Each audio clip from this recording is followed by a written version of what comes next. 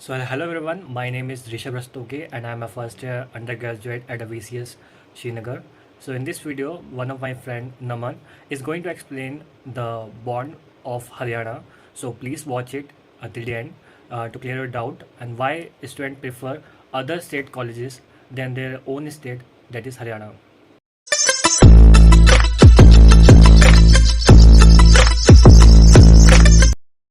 Hello friends, my name is Naman. I am first year MBBS student at VCSG Medical College, Uttarakhand. I am resident of Haryana. तो आज मैं आपको एक हरियाणा के जितने भी मेडिकल कॉलेजेस हैं उनमें जो भी मतलब उनका नाम, उनकी काउंसलिंग प्रोसीजर और मेन जो चीज़ है यानी हरियाणा का जो बॉन्ड है जो कि बड़ा ही अच्छा मतलब अच्छा नहीं माना जाता, उसके बारे में मैं आपको बताना चाहूँगा। तो आपको पता ही होगा कि हरियाणा में 6 गवर्नमेंट मेडिकल कॉलेज हैं। सबसे पहले तो पीजीआई रोहतक है, right, which is Haryana's best. And उसके बाद हमारा केसीजीएमसी करनाल है, फिर ईएसआईसी फरीदाबाद है, एक सेमी गवर्नमेंट भी है जो कि एमएमसी अग्रोहा है, उसके अलावा जीएमसी मेवात है और बीपीएस सोनीपत भी है।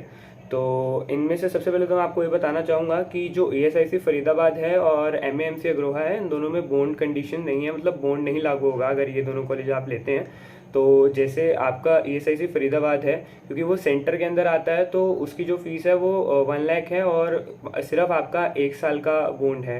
और एमएमसी अग्रोहा वो सेमी गवर्नमेंट है तो उसकी ट्यूशन फीस आपकी लगभग 2.5 लाख पर एनम के अराउंड है और उसमें आपका कोई भी बॉन्ड लागू नहीं होगा। तो अब मैं आपको मेनली इस वीडियो में बताना चाहूँगा हरियाणा के बॉन्ड सिस्टम के बारे में।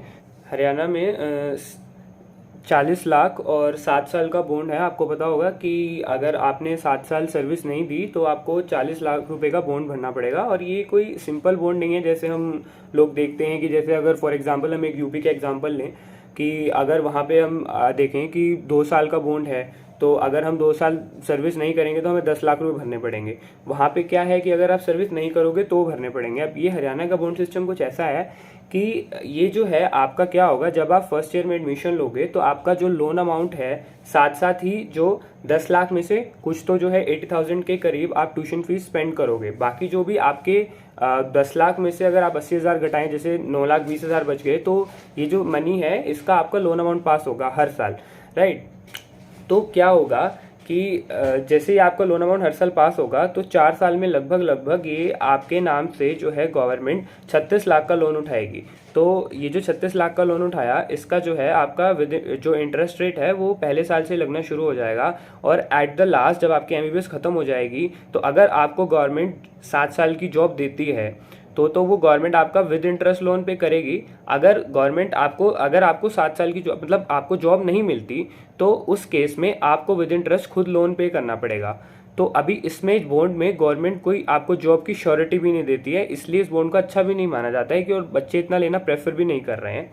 और बाकी दूसरा है कि इस बॉन्ड में कोई पीजी की कंडीशंस भी क्लियर नहीं है।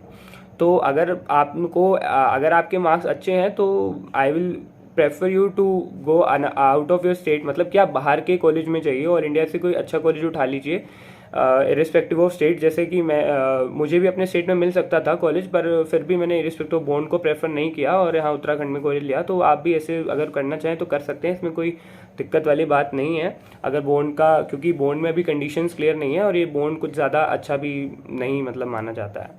इसमें मैं एक चीज़ और ऐड करना चाहूँगा कि अगर आपके मार्क्स अच्छे हैं और आप स्टेट में रहना चाहते हैं तो आप ईएसआईसी फरीदाबाद को प्रेफर करें, क्योंकि उसमें बॉन्ड भी 1 साल का है और फीस भी 1 लाख जो है पर एनम की है। और उसके अलावा अगर आप ठीक है कि आपका ज़्यादा अगर मनी की प्रॉब्लम नहीं है, मतलब वेल्दी है आपकी फैमिली मतलब ठीक है, तो आप एमएमसी अग्रोहा को भी प्रेफर कर सकते हैं। It's a good college, right, to be admit of. But आप ये है कि हाँ इसमें फ़ीस का थोड़ा सा रहेगा, पर अच्छा है, कॉलेज अच्छा है तो आप कर सकते हैं इसमें प्रेफर।